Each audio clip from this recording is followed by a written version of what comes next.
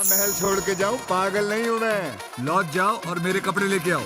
Box অফিসে আবারও সাফল্যের মুখ দেখলেন বলিউড খিলাড়ি অক্ষয় কুমার। দীর্ঘ 14 বছর পর পরিচালক প্রিয়দর্শনের সঙ্গে জুটি বেঁধে ভূত বাংলা দিয়ে সাফল্যের দেখা পেলেন এই অভিনেতা। मुझे इस आदमी की शक्ल अच्छी नहीं लगती। मामा, मैं यहाँ लड़की देखने नहीं आया हूँ, काम कर रहा हूँ, इलेक्ट्रिशियन हूँ। देखा देखा देखा कितनी बदतमीजी से बात। হরর কমেডি ঘরানার এই সিনেমা মুক্তির প্রথম দিনেই ভারতে আয় করেছিল প্রায় 15 কোটি রুপি, যা সাম্প্রতিক সময়ে অক্ষয়ের সিনেমাগুলোর মধ্যে সর্বোচ্চ আয়। সব মিলিয়ে ভারতের বাজারে 120 কোটি রুপি আয়ের পাশাপাশি এই পর্যন্ত বিশ্বব্যাপী সিনেমাটি আয় করেছে প্রায় 200 কোটি রুপি।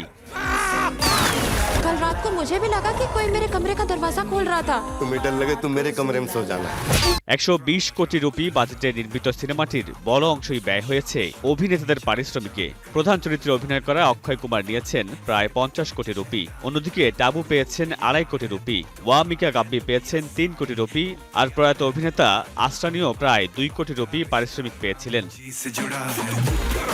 মুক্তির আগে থেকেই দর্শকদের মাঝে আলোচনায় ছিল সিনেমাটি, তাই বক্স অফিসের সাফল্যের পর এখন প্রশ্ন উঠছে, ভূত বাংলা কি 2007 সালে মুক্তি পাওয়া তুমুল আলোচিত সিনেমা ভুল ভুলাইয়ার জনপ্রিয়তা ছাপিয়ে যেতে পারবে?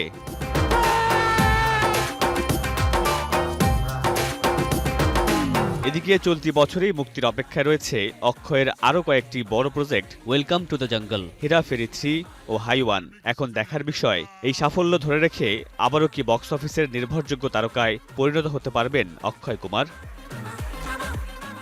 মামুনুর রশিদ পনেল, স্টার এন্টারটেইনমেন্ট।